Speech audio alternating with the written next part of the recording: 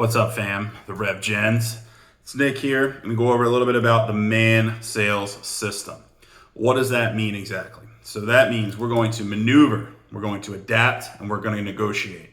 You can use this in any situation that requires you to influence, help someone see your perspective, or get the upper hand in an argument.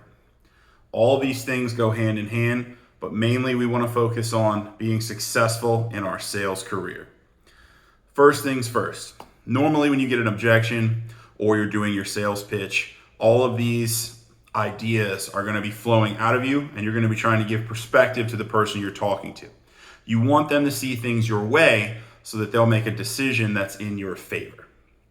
Obviously, you have to do this ethically. It has to be something that benefits the client, has to be something that's good, you're going to deliver on your service. So I want to get that out of the way at the beginning. Second, you have to believe in what you're talking about, what you're selling. Otherwise, it's not going to be as effective, and it comes back to that ethical question. If you don't believe in it, why are you pushing it on someone else? But if you are doing it ethically, you are truly believing in what you're talking about, then there is absolutely nothing wrong with being as persistent as it needs to be for you to get the deal done. So first things first. When someone gives you an objection, normally that objection is broken down into two main aspects. It's a stall for time or it's an excuse. Normally there isn't a third objection unless they truly cannot afford whatever you're selling. That is only applicable if what you're selling is like a really big ticket item or it involves credit, something that has quite an extensive process, normally involving like a bank loan or credit check, something like that. Then it's really simple. Run their credit, find out immediately if they can buy or can't buy. Same thing with buying a house, solar. If they don't have the credit, they're probably not going to be able to buy the $50,000 system.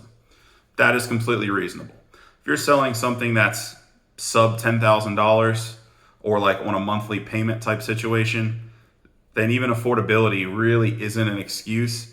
It is an excuse. It's all it is. It's not a real, I can't do it. It's just them trying to stop you.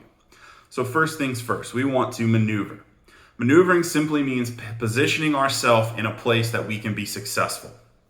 Think of it kind of like on the football field. Every single player has to line up wherever their assignment is. They need to be positioned in that area so that they can be successful to do their job. Same thing in sales. For example, we sit down at a table. I want to sit with Bob and Mary adjacent and in front of me. I don't want to sit in between them on each side. I'm maneuvering myself to be in a successful position to go through with the sale. Next, I want to adapt. Every single time you're on a sale, something is going to happen that's going to be unexpected. Maybe very small. You have to be able to adapt. You have to be able to think on your feet. This is something that a lot of sales systems get wrong. They do not go over what do you do when the unexpected happens. They just funnel you right back to say the script, say the script, say the script. A script is unbelievably powerful, but if you can use your brain, think on your feet, solve problems dynamically, you will use the script like Excalibur versus someone you just handed them a wooden sword. Yes, they can defend themselves with it, but they got no chance against someone who has, a real sword like Excalibur. The last thing is negotiation. Anytime you have set up the proper, you've maneuvered properly, you've adapted to the situation, and now you've brought it to a negotiation. The secret of a negotiation is really, really simple. It is where they perceive the value of what you're selling them versus their money. If those things are even, they will buy. If the value is higher and the price is lower, they will buy. If that's reversed, price is up here but value's down here, they won't buy. Won't happen.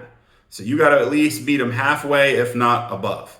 And I would put a nice graph on the screen. I'm going to get a little better with adding graphics, but that's really the gist of what negotiation means. And how you do that is you have to check their temperature. You have to do some trial closing. You have to see where they are in the buying process. Again, very, very simple things, but if you've never done a trial close, if you've never asked the customer directly, how do you feel about this? Does this idea make sense to you? Where are you in the process? If you've never ever asked them that, then you've never really been in a negotiation. There are plenty of sales folks that go out, give their presentation, and it's a quick yes or no. And they're either on to the next, or they're going to really feverishly try to overcome an objection that they don't know what it is. They don't know what the objection is. So they're just spitting out lines from a script, and it kind of makes us all look bad. It kind of makes salespeople bad. It's not that it's bad. It's not that it's wrong. It's just they don't know exactly how to handle this situation. We want to prevent that. I don't want you to be in a sales call and think to yourself, wow, I have nowhere to go with this. There's always somewhere to go. That's why you have to be in control. That's why the system is set up this way. When you maneuver, you adapt, and you negotiate, you are the one initiating these things. You are in control. You are the driver. We are going wherever the destination is, that's where we're going. You're the driver. You're the pilot. The plane doesn't land without you. If you're not there, the plane won't land. Same thing as making a sale. You show up, put the passengers on the plane, do all your checks, see if there's an in-flight movie, go through the process and the steps, the plane lands, everybody gets off. Some people even clap. I don't know why they do that, but I've been on a few flights where people clap. It is the same exact thing in the sales environment. Literally the same. I have went out to people's homes and sold them unbelievably expensive home improvement projects, and by the end of it, they literally are celebrating because I made the process simple, easy. I put to bed all their fears. I overcame their objections before they ever came up. I offered them an effective way to pay, went through the process, held their hand. Everybody was happy. We all made money. Very simple.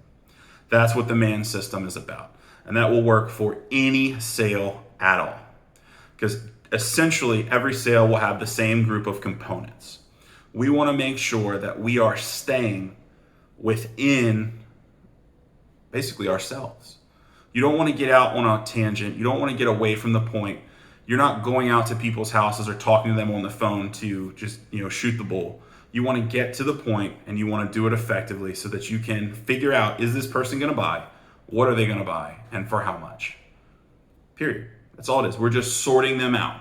And once we've sorted them, we then need to assess what exactly they need or why they need it and go through the process. That's all we want to talk about. So for next video that I'm going to do is going to be exclusively about maneuvering, how we maneuver, what we're maneuvering to do, and how we position ourselves in not only the best place to make the sale, but the best place to serve the client. What's the best way to help them? And you'd be amazed. There's a lot of folks out there that when you go out, I normally do in-person selling. You can do it over the phone. It really doesn't matter. As long as you can connect with that person. There's a lot of people out there that need a lot of help. There's also people that are already in a great situation, or they have such a big problem that you might not even be the right person suited to help them. But by giving that person a referral or pointing them in a different direction, you'd be amazed how much business that will generate for you, because you now have a relationship with that person. They're going to think, wow, this guy was awesome. He called me, he said, this is what he does. Instead of trying to shove a product down my throat that really wouldn't fit, pointed me in a different direction, I'm going to recommend someone. You'd be amazed, because there's really only two types of people. People that are going to buy and people that are going to give you referrals. That's how I look at it. If you're not going to buy from me, that's fine. I'm going to still try to get a referral from you.